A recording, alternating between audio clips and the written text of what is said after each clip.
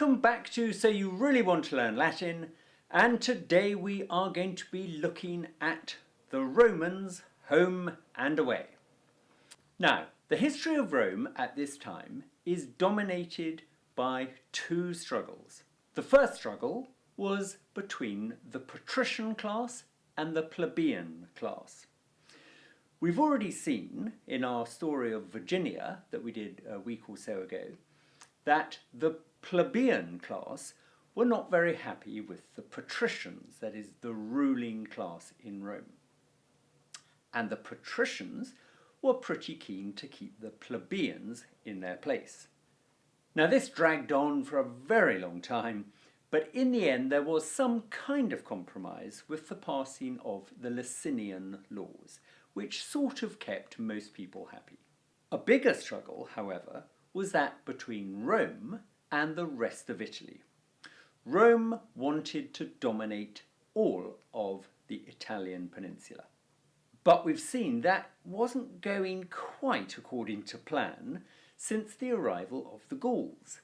The Gauls had given the Romans a bit of a kicking at the Battle of Allia in 387 BC, and this had really dented Rome's credibility and prestige.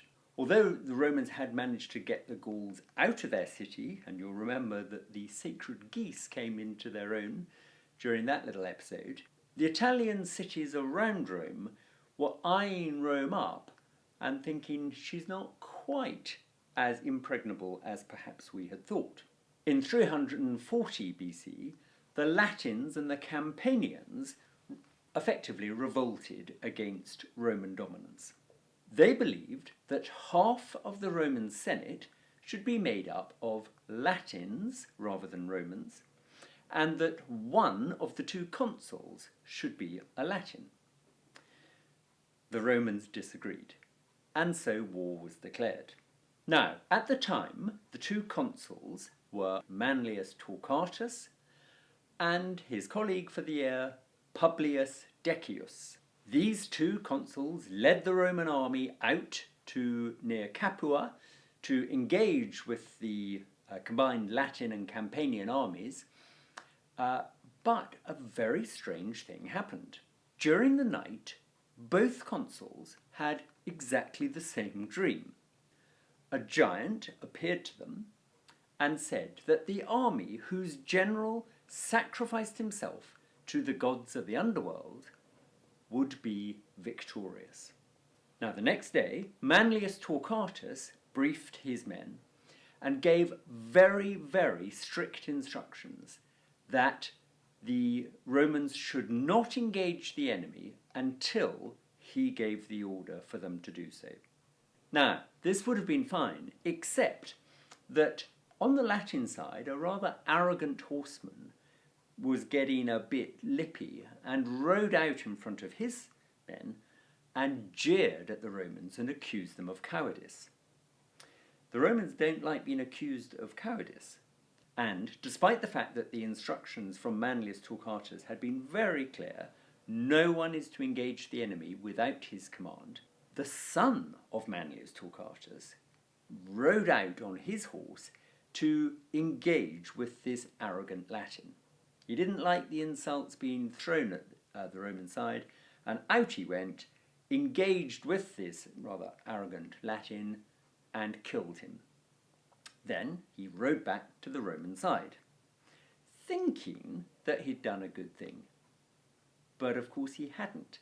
He had disobeyed the orders of the supreme general, the consul, who happened to be his father. Now, Manlius Torquatus was one of these old-fashioned Romans, and he said, I gave an order, and it was disobeyed, and the penalty for that is death.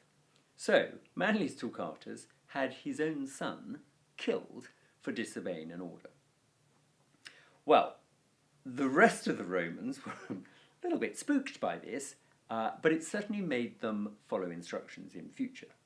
When the battle did eventually begin, initially, the Romans were in some trouble, and the Latins started pushing them back on their left flank. Well, this wasn't what they had expected, and the other consul Publius Decius, remembering what had happened in the dream, said his final prayers and rushed headlong into the enemy. He was instantly killed, but of course the dream came true because his side were victorious. The Romans pushed the Latins and the Campanian army back, and for now that little problem was put to one side. Okay, so another little story about how the Romans were a bit peculiar in taking things very literally. You must obey your general, must obey your father, and if the general happened to be your father, you really, really must obey him. Okay, more about the Romans in our next Roman history video, but until then, keep up the good work on the Latin if you're following our course, and we'll see you back on this channel very soon.